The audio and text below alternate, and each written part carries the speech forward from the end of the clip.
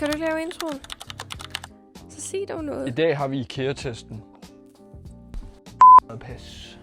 Misa, vil du ikke lige komme hen, så vi kan lave en intro? Jeg er i gang med at tage sko på, kan du ikke se det? Ej, hvor er du sur i dag. Du er sur altid. Sur, lille bi omkring. Jeg ved ikke, hvor sur jeg er ved at tage sko på. Jeg siger bare, at du lige skal vente en gang. Vent og tro. Nej, du skal ikke gå. Jeg er ikke færdig. Velkommen til Stop, Søren. Hvad er det, vi skal i dag? IKEA-testen. Ikke noget IKEA-test. Jo, det er en IKEA-test. Vi har været i IKEA før. Det her er den ultimative. Hvor kan du overhovedet få den her ind? Jeg ved da ikke, jeg åbnede døren og tog dem ind. Har du købt de små? Nej, det er de store. Det er den, der hedder Senior. Vi skal lige hurtigt ind i hjem og fikse smut, for vi skal lige have noget bobleplads, så vi sikkert kan pakke alt glas og sådan noget ned fra køkkenet. Ej, det er bilting. Vi skal have bobleplads nu, skatter. Kan det ikke være herover?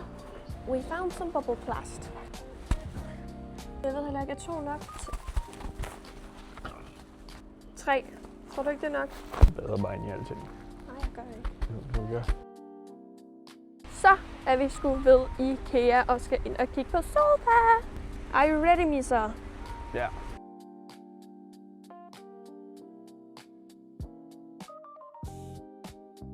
Lidt akavet. Der er vores sofa. Kan du lide den? Nej, den er irriterende. Ej, mener du det? Det var lige så den sofa, jeg havde tænkt, vi skulle have. Du skal sidde lige der. Sid lige der. Ja, lige i sprakken der, det er nok ikke rart at sidde. Det kan alle vel regne ud. Den er da vildt lækker at sidde i. Nå, den er sgu fin, ja. Ja, den er god, ikke? Ja, den er fin, ja. Ja. Synes du, det er meget fjollet at købe dem nu der? Jeg synes, det er tosset. Så har jeg ikke dem her. Okay, så tag den. Jeg synes stadig, det er tosset. Er du færdig? Jeg fandt også lige den her. Hvad med den her? Jeg synes, den er grim. Hvad med den ved siden af? Den er rigtig grim. Ja, den er endnu, det er lige meget sådan lodden lort. Hvad siger du? Er det ikke lidt tidligt at købe puderne, inden vi køber sofaen? Vi er done nu. Ja, færdig. Gradfærdig. Jeg er sindssygt sulten nu. Ja, det hjælper på det. Skal vi have noget mad? Ja. Ja. Let's get some food.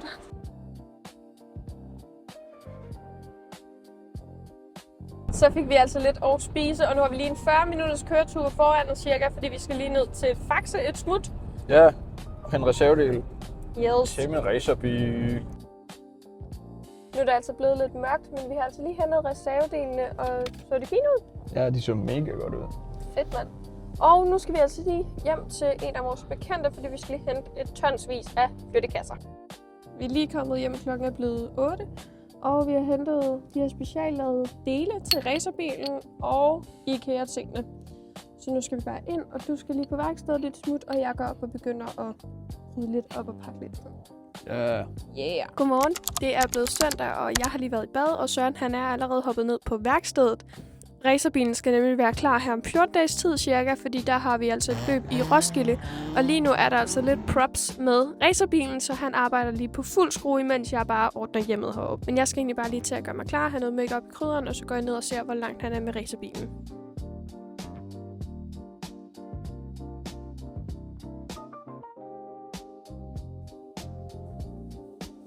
Nu skal jeg egentlig kun lige have ordnet mit hår og have lagt en lille make-up, og så går vi altså et smut ned til Søren. Så fik jeg altså lige en lille make-up på, så nu tænker jeg bare lige, at vi går ned til Søren et smut. Hello, babe. Hallo. Det er en Peugeot 106 GT med flere modificeringer end din farfars baghave. Den har ikke vil køre. Den har været muligvis hoppet i tandremmen. Det tager åbenbart fucking lang tid at lave sådan noget her. Det, jeg synes er lidt sjovt, det er, at racerbilen har jo en meget sådan speciel farve, og dertil har Søren så fået lavet en isbil i samme farve som racerbilen. Det synes jeg er lidt cool.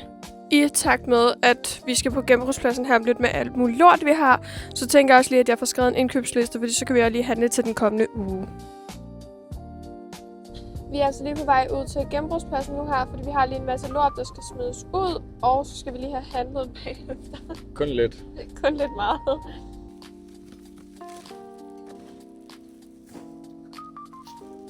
Den er svær, den her. Den er røvtung jo. Nej, jeg tager den. Jeg kan godt. Jeg er independent. Oj, den er tung, misser. Svinger lidt.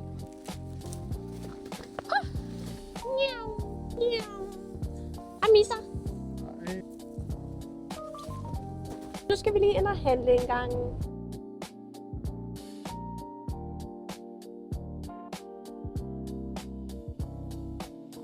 Så er der jeg altså lige kommet hjem fra at have været ude at handle, og det blev altså 850 kroner. Men lad os lige tage et kig på, hvad vi egentlig har købt. Jeg købte nogle knækbrød, så købte noget taco mix og nogle nachos chips, fordi jeg skal lave en taco bowl til os i morgen. En creme fraiche, 2 små søde hytteost, en chunky salsa, 2 af de her multiflåede tomater til noget pasta kødsovs. Så har vi købt nogle skalotteløg, en squash, spaghetti, en agurk, revet ost til mexi topping, et eller andet, parmesanost, en pukost, de her fyldte tortellinier med noget spinathalløj, de her gnocchi, dem her, hakket gris og kalv, 700 gram hakket oksekød, 15 æg, og ja, jeg køber skrabeæg. Lev med det. Kylling. Det var den første pose. Og 2 plader chokolade. Salchicha-pølse, tror jeg, man kalder det. Så er det lidt til Sørens madpakke. Nogle små søde blåbær. Noget brun farin. Så køb noget lurpak smør. En laktosefri mælk, og det er altså fordi det her det holder sig 400.000 år længere i køleskabet. Så er der noget rugbrød til Sørens madpakke. En pose æbler. En vaniljeskyer. 3 avocadoer. 2 peberfrugter. Salat. Så er der en mango og nogle bananas. Små søde tomater. Igen noget indpakket købesalat. Halløj noget crispy salat. Jeg skal bruge det.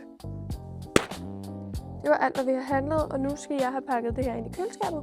Og så skal jeg til at lave min snacks.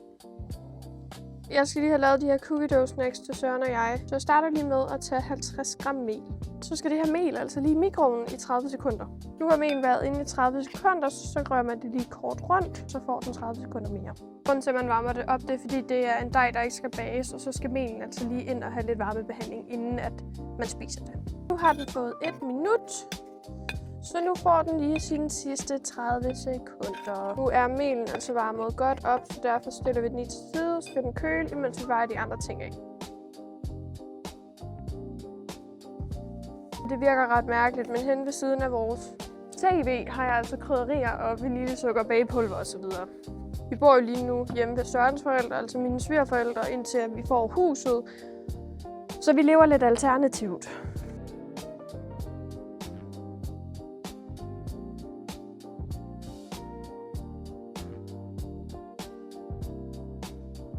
Nu skal den her bare lige i fryseren, så den lige kan få sat sig lidt, før vi altså laver de her kugler.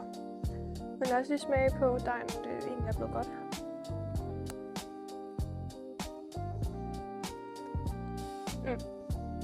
Den er blevet fucking god. Ned i fryseren med den her.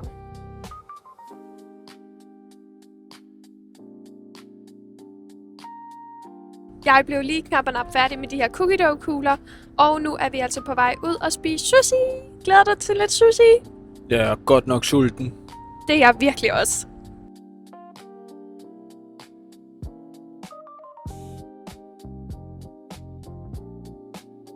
Vi er lige kommet hjem fra at have spist sushi, og lige om lidt så skal vi altså bare hen og hygge med de her cookie dough kugler, som jeg har lavet, efter at Søren lige har fået taget opvasken. For det er hans opgave herhjemme. Tak fordi I så med. Vi ses næste gang. Ses!